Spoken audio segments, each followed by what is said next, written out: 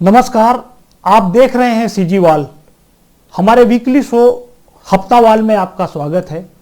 इस शो में हम बात करते हैं छत्तीसगढ़ और बिलासपुर के आसपास की उन खास खबरों पर जो बीते हफ्ते आपके सामने से भी गुजरी होंगी। हमारी कोशिश है कि इन खबरों के भीतर की खबर को आप तक पहुंचाएं। हफ्तावाल के इस अंक में हवाई सेवा को लेकर बिलासपुर के संघर्ष पर बात करेंगे। मुख्यमंत्री के पिछले दौरे के समय कांग्रेसियों के बीच हुए झगड़े की चर्चा राजधानी तक पहुंची है, इस पर भी बात होगी। कांग्रेस भवन के वास्तु दोष को ठीक करने के लिए चल रही कवायद पर भी चर्चा होगी और यूथ कांग्रेस में मनोनयन को लेकर शुरू हुई सरगर्मी भी चर्चा में होगी। आइए अब चलते हैं इस हफ्ते की खास खबरों की ओर। अब यह खबर काफी पुरानी हो चुकी है कि सीएम भूपेश बघेल जब भी दौरे पर आते हैं तब बिलासपुर में कोई न कोई झगड़ा खड़ा हो जाता है और सीएम के वापस जाने के बाद उनके कार्यक्रम, भाषण, घोषणाओं की बजाय कांग्रेस के झगड़े की खबर मीडिया में सुर्खियां बन जाती हैं। भूपेश बघेल के पिछले दौरे में भी ऐसा ही कुछ हुआ था। वैसे तो बात आई गई खत्म हो चुकी है। उसके बाद से अब तक सीएम बिलासपुर नहीं आए हैं, लेकिन सीएम की मौजूदगी में हुए झगड़े की चिंगारी अभी तक पूरी तरह से बुझी नहीं है और समय समय पर कोई न कोई इस चिंगारी में 2 चम्मच घी टपका देता है, जिससे राख के ढेर से भी हल्का हल्का धुआं उठता हुआ दिखाई देता है। हालांकि प्रदेश कांग्रेस संगठन ने बिलासपुर में कांग्रेसियों के इस झगड़े की पूरी जांच कराई और कमेटी की रिपोर्ट पर एक ओहदेदार को बाहर का रास्ता भी दिखा दिया गया। लेकिन यह मामला फिर सुलझ गया जब प्रदेश की सबसे बड़ी पंचायत में बीजेपी के लोगों ने यह मुद्दा उठा दिया। प्रदेश की कानून व्यवस्था की स्थिति पर बहस के दौरान बीजेपी के लोगों का कहना था कि कोई भी कॉलर पकड़ लेता है और छत्तीसगढ़ में जब सत्ता पक्ष का विधायक ही सुरक्षित नहीं है तो फिर आम आदमी की सुरक्षा की उम्मीद कैसे की जा सकती है। विपक्ष के लोगों ने इसके पहले थानों में रेट लिस्ट के मुद्दे पर भी चुटकी ली थी। कांग्रेसियों के बीच झगड़े के साथ ही प्रदेश की कानून व्यवस्था के मुद्दे पर गरम गरम बहस हुई और विपक्ष ने वॉकआउट भी कर दिया। हालांकि जवाब में यह बात कही जा सकती थी कि यह पार्टी का अंदरूनी मामला है और पार्टी ने जांच पड़ताल कर एक पदाधिकारी को हटा भी दिया है। पलटवार के लिए पूर्व मंत्री और बीजेपी के एक संगठन पदाधिकारी के बीच हाल ही में वायरल हुए वीडियो का भी जिक्र हो सकता था। लेकिन मजेदार बात यह भी है कि जिस घटना को लेकर हंगामा मचा उसका जवाब भी ढंग से नहीं दिया गया। लगता है कि हाउस के अंदर एयर कंडीशन की ठंडी हवाओं के साथ उन्हें सहानुभूति की लहर अधिक सुकून देती रही, साथ ही हेडलाइन मैनेजमेंट के लिए भी एक मसाला मिल गया। जो भी हो, कांग्रेस के भीतर की इस लड़ाई में एक पक्ष के साथ खड़े होकर बीजेपी के लोगों ने निशानेबाजी का मौका मिल गया है। अब देखना यह है कि क्या विपक्ष को सत्ता पक्ष के ऐसे झगड़ों की वजह से आगे भी मुद्दे मिलते रहेंगे। पिछले गुरुवार को एलायंस एयर का हवाई जहाज जब बिलासपुर के बिलासादाई एयरपोर्ट से टेस्ट लैंडिंग कर वापस लौटा तो केंद्रीय विमानन मंत्री हरदीप सिंह पुरी ने ट्वीट किया कि मैंने बिलासपुर के सांसद अरुण साव से एयर कनेक्टिविटी को लेकर चर्चा की।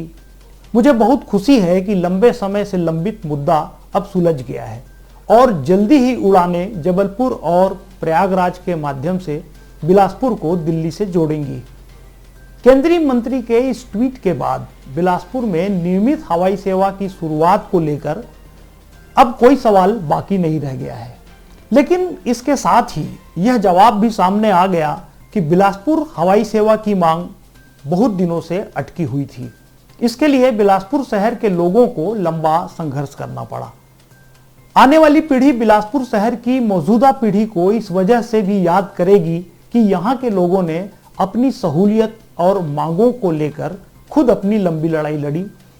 इस लड़ाई के दम पर अपने ही वोट से चुने हुए नुमाइंदों को एहसास कराया कि उनकी जिम्मेदारी क्या है और शहर की जरूरतें कैसे पूरी हो सकती हैं।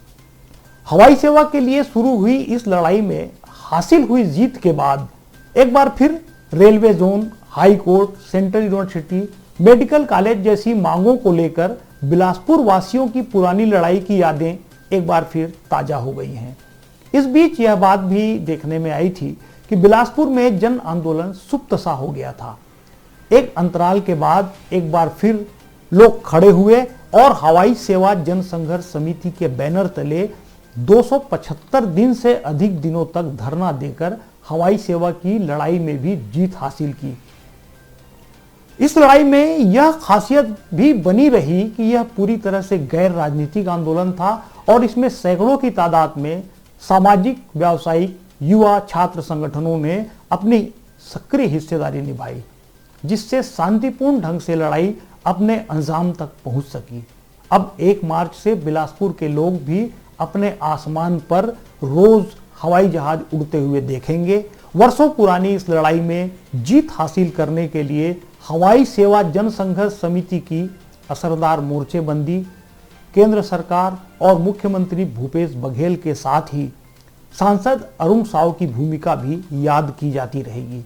लेकिन हवाई सफर की सुविधा हासिल करने के साथ ही इस उपलब्धि का एक संदेश यह भी है कि लड़ाई अभी खत्म नहीं हुई है और कई मोर्चों पर बिलासपुर को उसका हक दिलाने के लिए इस तरह का संघर्ष जारी रखना पड़ेगा।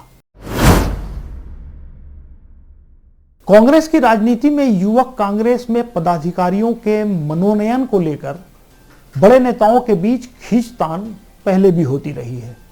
अक्सर युवा कांग्रेस की बागडोर संभालने वाले चेहरे को देखकर लोग अनुमान लगाते रहे हैं कि कांग्रेस के बड़े नेताओं में वजन किसका अधिक है।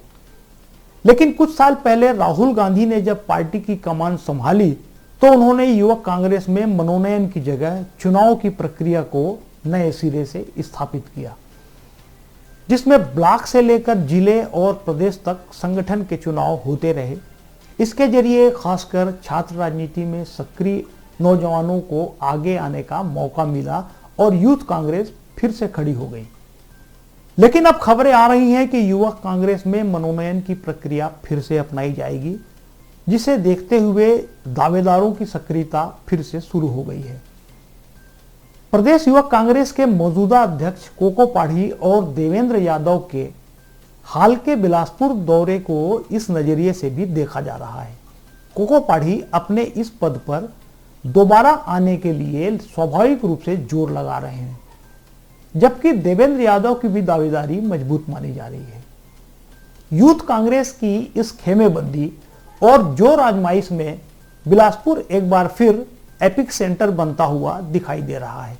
पहले भी अजीत जोगी के कांग्रेस में रहते हुए यूथ कांग्रेस की राजनीति को लेकर भूपेश बघेल और अजीत जोगी खेमे के बीच बिलासपुर में ही रस्साकसी होती रही है। प्रदेश में कांग्रेस की मौजूदा राजनीति में बड़े नेताओं के बीच खेमेबंदी जाहिर तौर पर नजर आती है। इस बार फिर युवक कांग्रेस में मनोनयन को लेकर यदि प्रदेश के दोनों बड़े खेमों के बीच हार जीत का अनुमान लगाने का मौका मिल जाए तो हैरत की बात नहीं होगी। कानून व्यवस्था की स्थिति कायम रखने में पुलिस की भूमिका अहम होती है। पुलिस से लोग मदद की उम्मीद भी करते हैं और समय समय पर पुलिस को आलोचनाओं का भी सामना करना पड़ता है। लेकिन बिलासपुर पुलिस को इस बार सम्मानित करने का मौका मिला है। हाल की 2 बड़ी घटनाओं में अपराधियों को पकड़ने में कामयाबी हासिल करने पर शहर की संस्था सबक और स्वर्गीय विनोद चौबे चैरिटेबल ट्रस्ट ने पुलिस अफसरों और कर्मियों का सम्मान किया। ग्रीन पार्क कॉलोनी में डकैती और उसलापुर गोलीकांड के आरोपियों की गिरफ्तारी को लेकर यह सम्मान इन संस्थाओं की ओर से किया गया। सबक और स्वर्गीय विनोद चौबे चैरिटेबल ट्रस्ट संस्था में शहर के सक्रिय युवा शामिल हैं। ये संस्थाएं लगातार अलग अलग मौकों पर पुलिस की मदद करती रहती हैं।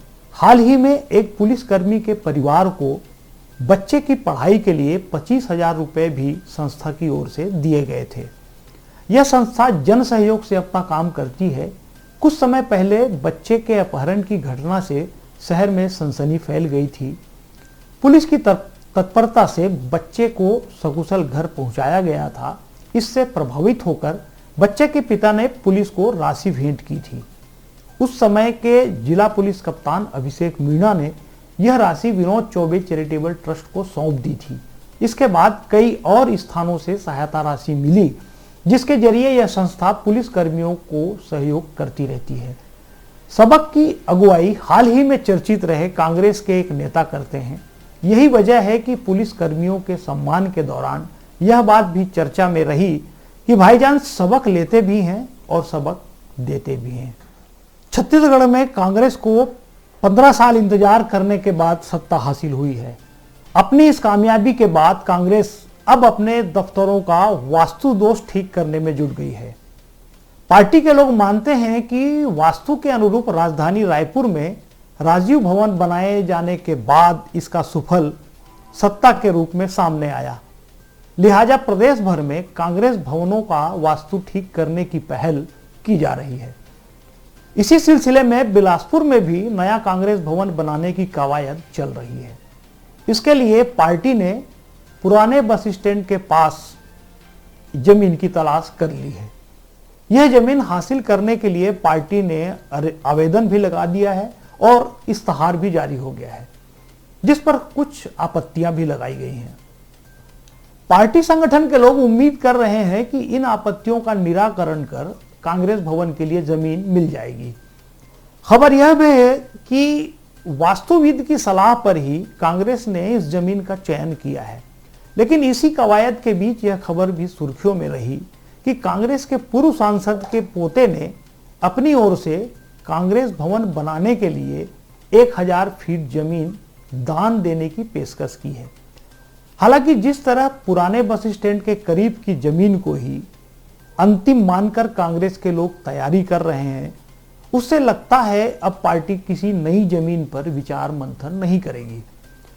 लेकिन कांग्रेस भवन के लिए जमीन दान में देने की पेशकश की तारीफ के साथ ही आपसी चर्चाओं के बीच यह सवाल भी घुमड़ रहा है कि क्या इस एक्सरसाइज के जरिए कांग्रेस भवन के वास्तु दोष के साथ बाकी सभी जगह का वास्तु सुधर जाएगा। हफ्तावाल के इस अंक में इतना ही। अगले अंक के साथ फिर होगी मुलाकात। चलते चलते आपसे एक अपील है कि अगर हमारा यह शो आपको पसंद आया हो तो हमारे चैनल को सब्सक्राइब कीजिए, लाइक कीजिए और अपने दोस्तों के बीच शेयर कीजिए।